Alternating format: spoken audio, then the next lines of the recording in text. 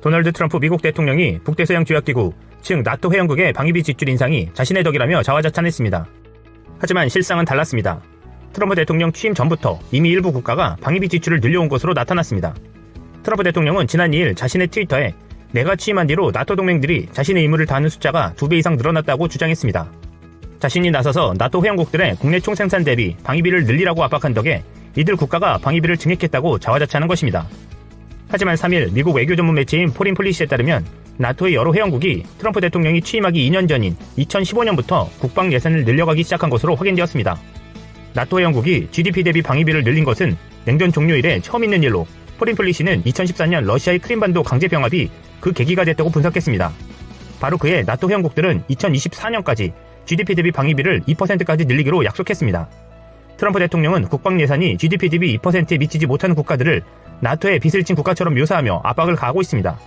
그러나 나토에 대한 동맹국들의 기여는 각국이 사정이 되는 대로 자국 국방 예산을 늘리는 방식으로 이뤄지고 있으며 GDP 대비 2%도 자율적으로 달성할 합의의 성격이 있습니다.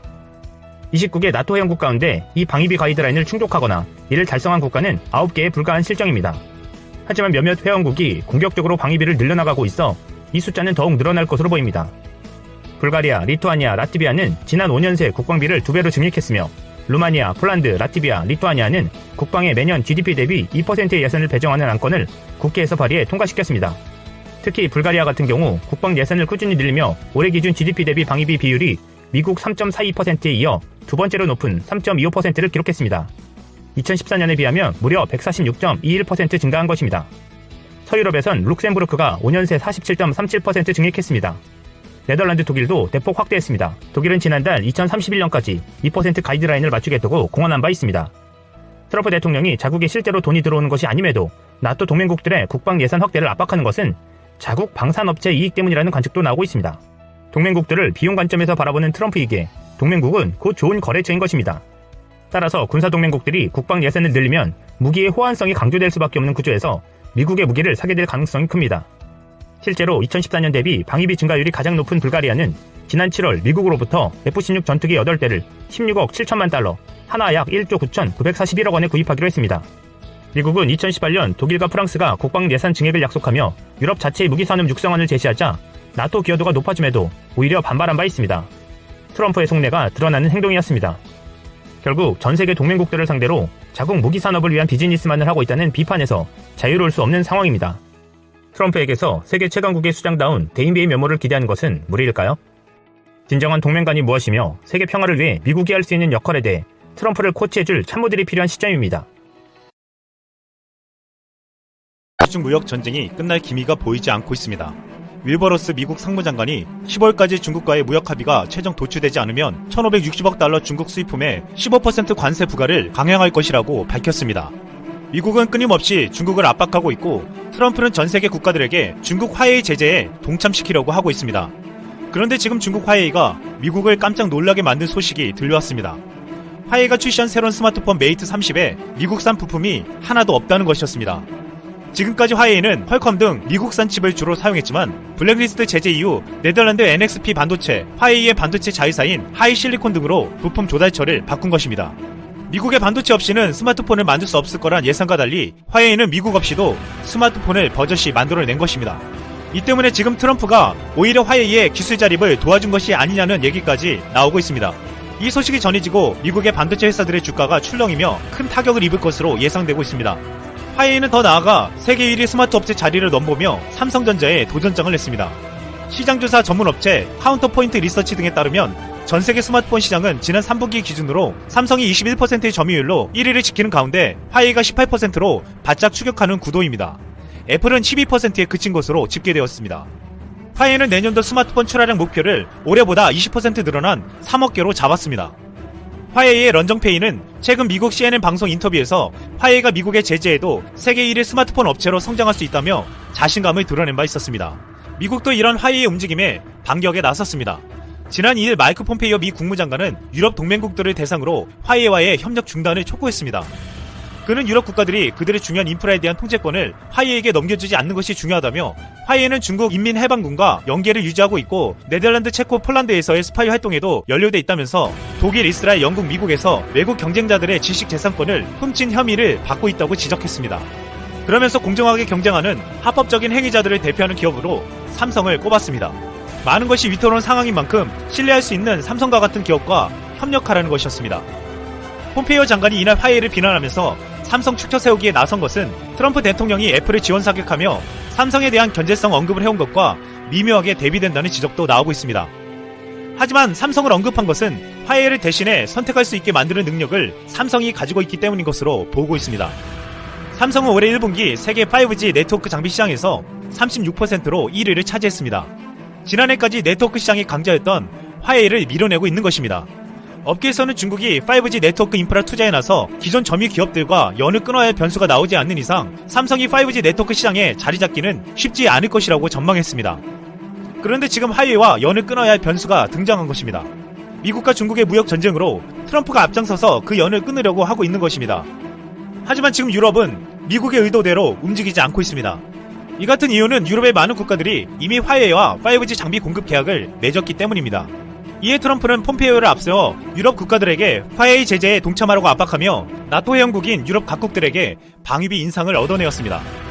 이 같은 상황은 앞으로 미국이 추구하는 화웨이 제재 또한 유럽 국가들이 외면하기가 쉽지 않을 것으로 전망되고 있습니다. 앞으로 미국과 중국은 화웨이를 가지고 유럽에서 한판 붙을 예정입니다. 하지만 유럽을 절대 놓지 않겠다는 화웨이에게 중국의 경제 상황은 불리해지게 만들고 있습니다. 지금 중국은 경제 전역에서 이상 신호를 나타내며 부도설까지 돌고 있습니다. 중국 기업과 각계 부채가 눈덩이처럼 불어나고 있고 지방은행들의 대규모 예금 인출 상태도 나타나고 있습니다. 이에 전문가들은 트럼프의 강력한 압박에 중국이 얼마나 버틸 수 있을지 의구심을 자아내고 있습니다. 앞으로 미국이 중국을 지속적으로 압박하고 결국 유럽에서도 화웨이를 배제하게 만든다면 폼페이오가 모범적이라고 치켜세운 삼성전자가 가장 큰 수혜를 입을 것으로 예상되고 있습니다. 미국 트럼프 대통령이 영국에서 열리는 나토 정상회의에서 한국에 대한 주한미군 철수 가능성을 역대 가장 강하게 언급했다는 소식입니다. 북대서양 조약기구 나토라고 하죠. 이 나토 정상회의가 영국 런던에서 지금 열리고 있는데 여기서 미 트럼프 대통령은 옌스 스톨텐베르그라는 나토 사무총장한테 주한미군 전부를 계속 주둔시키는 게 미국의 국익에 도움이 되느냐라는 질문을 받았는데요. 거기서 트럼프 대통령이 답변을 하길 나는 어느 쪽으로든 갈 수 있다. 나는 양쪽으로 주장할 수 있다. 하지만 우리가 주둔한다면 그들은 한국을 말하는 거죠. 그들은 방위비를 더 공정하게 부담해야 한다 라고 대답했습니다. 이 답변은 28개국 정상이 모인 공식 석상에서 저렇게 답변했다는 건 사실상 돈을 더 내라는 거나 마찬가지입니다. 참고로 북대서양 조약기구 나토의 회원국들은 딱 봐도 강대국이나 선진국들이 많거든요. 28개국 중에 12개 나라가 주도를 한다는데 영국, 프랑스, 네덜란드, 캐나다, 벨기에, 덴마크, 이탈리아, 아이슬란드, 노르웨이, 포르투갈, 룩셈부르크인데요. 이름만 들어도 다 아는 나라입니다. 이런 나라들 정상들이 모여서 회의를 하는데 여기서 이렇게 발언을 했다는 것은 공식 석상에서 발언한 주한미군 관련 가장 강력하다는 것이 정설입니다. 한편 트럼프 대통령의 방위비 압박은 한국뿐만이 아니라 전 세계적으로 심해지고 있는데요. 동맹 국가들 향해서 방위비 분담금 대폭 증액을 공통적으로 요구하고 있는 상황입니다. 그러면서 점점 그 발언의 강도도 강해지고 있는데 이분 주장의 핵심은 이거죠. 동맹국들 중에 어느 정도 돈이 있는 나라들한테만 이런다는 겁니다. 예를 들면 동아시아에는 한국이나 일본이 있겠죠. 특히 한국에다가는 미국의 무임승차를 하고 있다라고까지 말을 했는데 즉 미국이 버스기사고 한국은 승객인데 미군의 지원을 받는 것을 두고 그냥 앉아만 있으면 목적지까지 가는 것 아니냐. 그러면서도 차비도 거의 안 내고 있다. 이런 식으로 강조를 하고 있는 상황입니다.